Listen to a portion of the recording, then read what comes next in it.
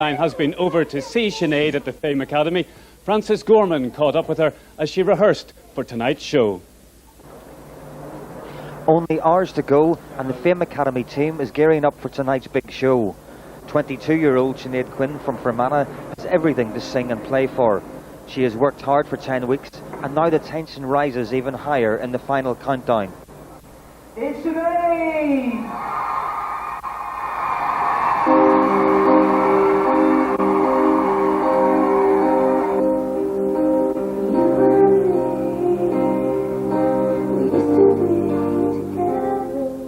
Feeling a bit bunged up at the moment, so I wasn't singing my best today, but hopefully it'll be cleared up by tomorrow a bit better.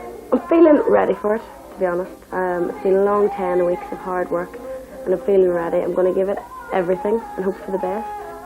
Rehearsal's over. Sinead and her fellow students, Lamar and David, go back to the Fame Academy for their last night together. It's been a bit of a roller coaster the last couple of weeks. It's been highs and lows. Last week was a bit of a low, and the week before, whenever Malak and Ainsley left, the house has been very quiet. And you know, she didn't even get into this show in the first place, and now she's the last girl, and she deserves to be the last girl. So she does. The Fame Academy is a very big, impressive house, but it is not home. The thing I miss the most about Irvinstown is going down, the way that you know everybody in the town, going down having a good laugh with your friends and having a good drink, and just basically that, really. Well, at times like this, it's very important in a young woman's life. The most important person is, of course, her granny. And I'm joined now by Sinead. Have you been following what she's been up to in the Fame Academy? All the time, very much so. Glad to see she's going on so well. How do you think she's got on? Oh, great. She's great. She's going to win it. No bother. How can you be so sure? Oh, well, she's a good singer and all the rest. So she is. She's from a very musical family. Yes. Yeah. Her mother was a great singer. So was her father. And they all sing. Well, I hope she gets on well. Sounds proud of her. Very much proud of her. The whole town seems proud of her. I mean, it's just amazing you can't go anywhere in Irvinstown without seeing a poster, without being stopped and handed a leaflet and told to vote for Sinead. Are you surprised? I'm not surprised, because they all love her and just hope she does well for them, and I thank Irvinstown for the way they supported her and all the rest. What more can I say? And do you think she'll win? I hope so, yes. You only hope so? You're not absolutely certain? Oh, well, we hope she will. Yeah. That's great. Thank you very much indeed. Well, we'll know in about 4 hours or so what's going to happen. If Sinead wins, I just cannot imagine what it's going to be like in Sinead's town later tonight. Chris, we were saying vote early and vote often, but actually Donna's been informing me that it's legal to vote as many times as you want tonight. I'm sorry, Noel.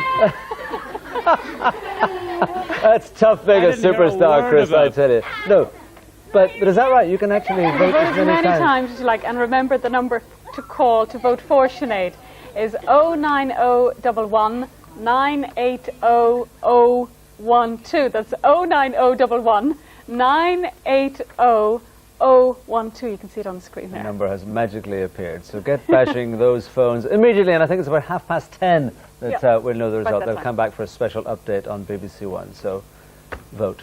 Right. Now, weather forecast update. Angie. Indeed. Well, I'll be staying in to vote for Sinead as well, but why would you want to be outside? It's been a fairly miserable and overcast day. It looks as though we're going to hold on to that cloud for a good part of the weekend as well, thickening at times to bring some bits and pieces of rain or the odd shower. So not too many bright spells around, at least until the start of next week. High pressure building to break that cloud up and give us more bright or sunny spells again, although it's going to be turning chillier, a brisk northeasterly breeze setting in, and the nights are also going to be a bit cooler and clearer. By Monday night, I think we could be seeing quite a widespread frost developing inland.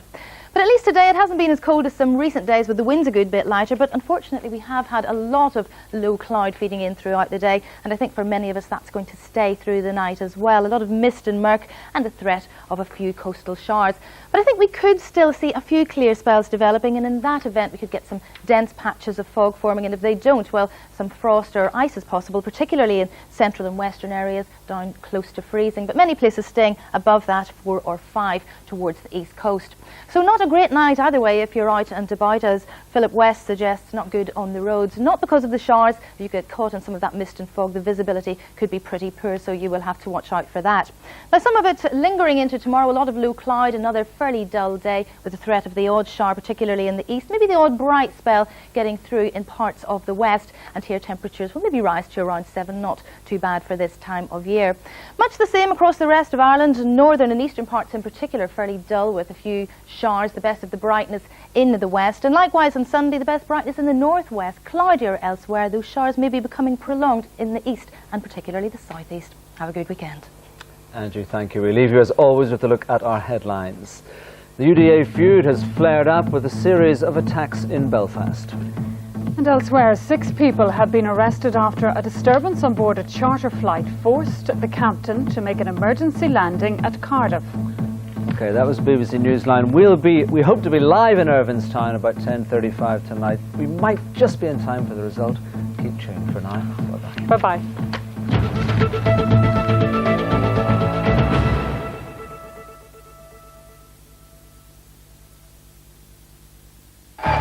John Daly is ready for another great Friday night of entertainment. Are you?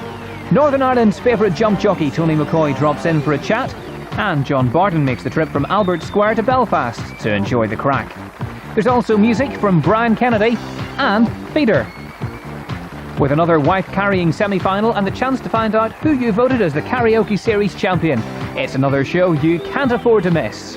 Tune in to The John Daly Show tonight at 10:35 on BBC One. Shakalaka baby, shakalaka baby. Shakalaka baby, shakalaka baby. This is how it's really meant to be. The 2002 Royal Variety Performance with plenty of shakalaka. Sunday at 8 on BBC One.